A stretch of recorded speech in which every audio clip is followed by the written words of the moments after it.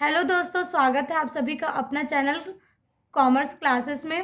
तो आज हम पढ़ने वाले हैं डेबिट तथा क्रेडिट करने के नियम। ठीक है, आज हम लोग कौन से टॉपिक के बारे में पढ़ने वाले हैं? डेबिट तथा क्रेडिट करने के नियम के बारे में पढ़ने वाले हैं। ठीक है, तो मैंने इससे पहले डेबिट तथा क्रेडिट करने के नियम पार्ट 1 बना लिया है। ठीक है, तो अगर आप सभी ने उस वीडियो को नहीं देखा होगा तो उस वीडियो का मैं लिंक इस वाले वीडियो की डिस्क्रिप्शन में डाल दूंगी। ठीक है, तो पिछले वीडियो में मैंने खाता के बारे में बताया था कि खाता होता क्या है।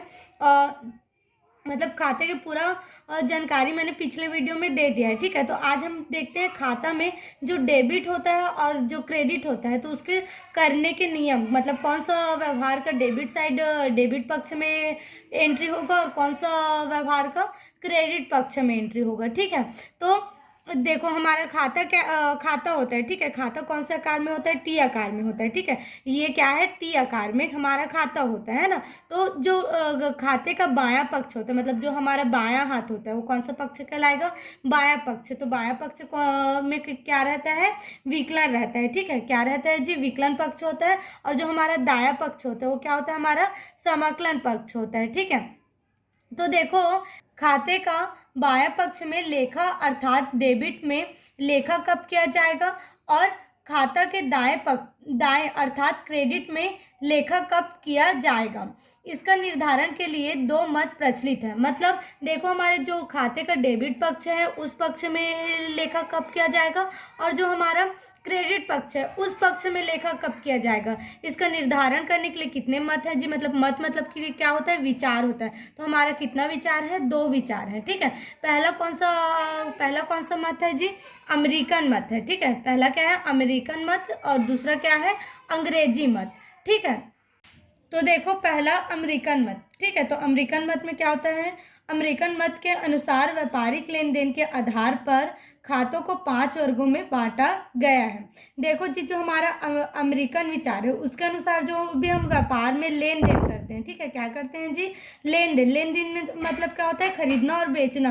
तो जो भी हम व्यापार में खरीदते हैं बेचते हैं उसके आधार पर जो हमारे खाता है उसको अमेरिकन मत कितने भागों में बांटा है?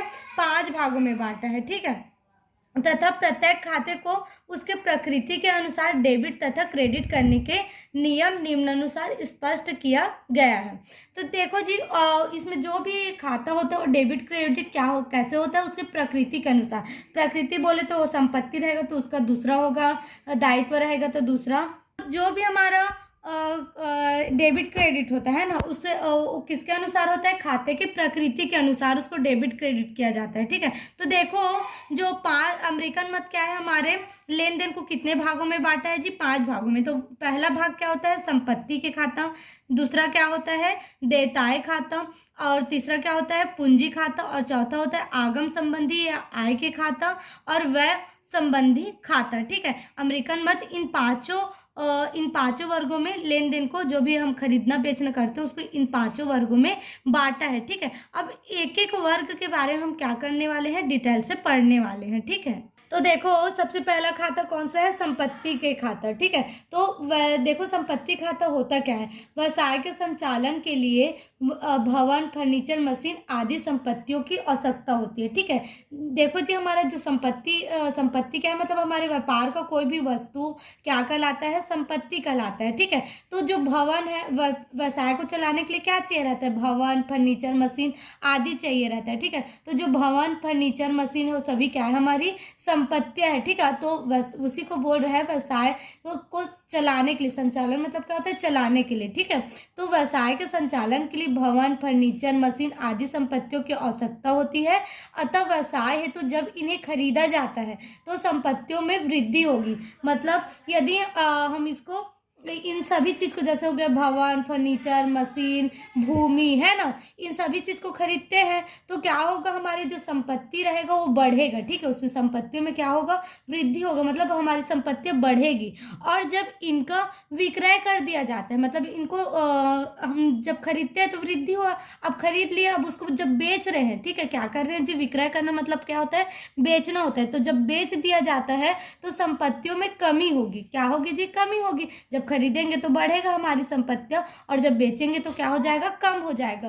तो अतः जब संपत्तियों में वृद्धि होती है तो संपत्ति खाते को डेबिट पक्ष में, और जब कमी होती है तो संबंधित राशि को क्रेडिट पक्ष में लिखा जाता है। मतलब यदि आप संपत्ति को खरीदते हो तो उसका एंट्री कौन से आपके खाता के कौन से पक्ष में होगा, विकलन पक्ष में होगा, अर्थात डेबिट पक्ष में होगा। और यदि आप अपनी संपत्ति को बेचते हो तो आपकी संपत्ति में कमी होगी, और जब आपकी संपत्ति में कमी होगी तो कौन से पक्ष में लिखा जाएगा, क्रेडिट पक्ष में लिखा जाएगा आपके खाता का।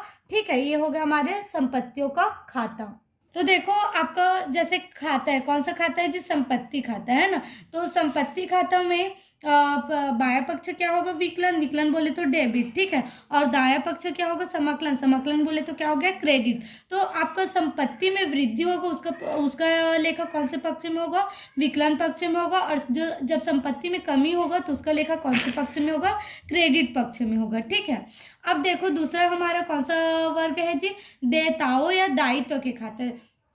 तो देखो ये देयताओं या दायित्व का खाता क्या होता है, जब व्यवसाय पर बाहरी व्यक्ति के ऋण में वृद्धि होती है तो इस वृद्धि का लेखा दायित्व खाते के दायित्व खाते के क्रेडिट पक्ष में किया जाता है, तथा यदि ऋण में कमी होती है तो इसका लेखा डेबिट पक्ष में किया जाता है। तो देखो सबसे पहले दायित्व का मतलब समझते हैं। ठीक है, दायित्व का मतलब क्या होता है जी, हम जब किसी से पैसा उधारी लेते हैं ना तो उसको दायित्व कहते हैं, क्योंकि जब ऋण लेना मतलब ही क्या होता है, उधारी लेना। तो जब आप उधारी लेते हो तो आपका क्या होगा, कर्जे में वृद्धि होगा। ठीक है जी, तो जब आपका कर्ज में वृद्धि होता है ना तो उसका क्या होता है, समकलन पक्ष में एंट्री होता है। जैसे कि संपत्ति में वृद्धि होता है तो उसका एंट्री कहाँ होता है, विकलन पक्ष में। लेकिन दायित्व मतलब जब आप उधारी लेते हो किसी से, आपका उधारी बढ़ते जाता है तो उसका एंट्री आपका कौन से पक्ष में होता है, क्रेडिट पक्ष में होता है। ठीक है, और जैसे कि आप किसी से कर्ज लिए हैं, आप उसको वापस करते गए तो आपका कर्ज क्या होते जाएगा, कम होते जाएगा।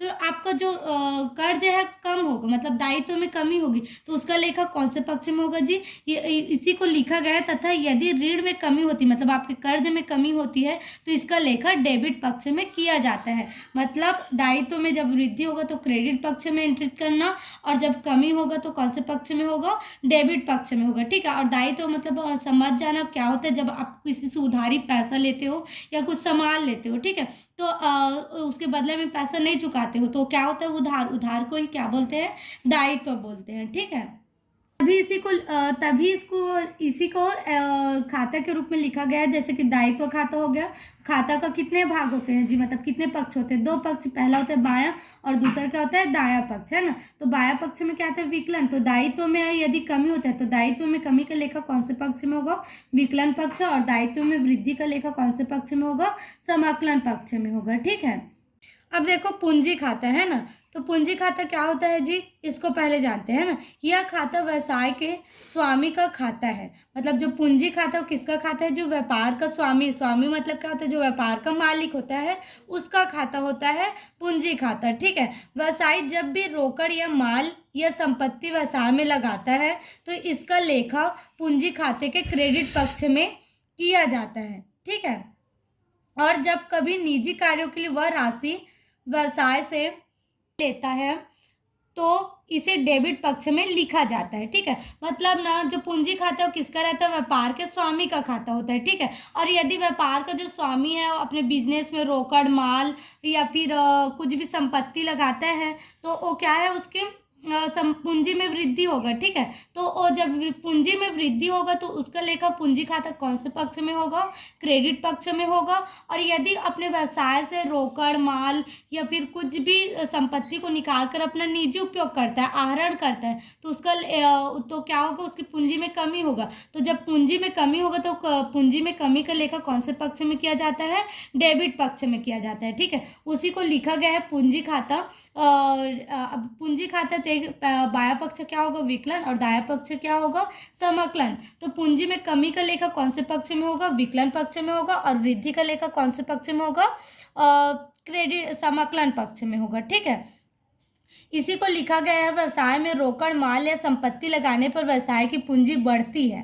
ठीक है, यदि जो वो मालिक है अपने व्यापार में माल या संपत्ति लगा रहा है तो उसका पूंजी क्या हो जाएगा जी, बढ़ जाएगा। तथा आहरण करने पर व्यवसाय की पूंजी कम हो जाती है, मतलब आहरण कर रहे हैं, अपने निजी उपयोग कर रहे हैं। आहरण करना मीन्स क्या होता है, अपने अपने व्यवसाय का संपत्ति निकाल कर अपने घर में यूज़ करना, वो क्या होता है, आहरण। तो जब आहरण किया जाता है तो क्या होता है, पूंजी में कमी होता है। तो पूंजी में कमी का लेखा विकलन और पूंजी में वृद्धि का लेखा समाकलन में होगा। ठीक है, अब देखो हमारा चौथा क्या है जी, आगम संबंधी या आय के खाते। तो आगम या आय के खाते क्या होते हैं, इसको समझते हैं। तो देखो, व्यवसाय में जिन खातों से आगम या आय प्राप्त होती है, क्या होती है जी, आगम या आय प्राप्त होती है, उन खातों के क्रेडिट पक्ष में, उन खातों के क्रेडिट पक्ष में आय का लेखा किया जाता है, तथा आय में कमी होने पर इसे खाते के डेबिट पक्ष में लिखा जाता है। मतलब यदि आपको व्यापार में लाभ होता है, आय होता है, मतलब जो भी हमारे आवक रहते हैं वो क्या होते हैं, आय।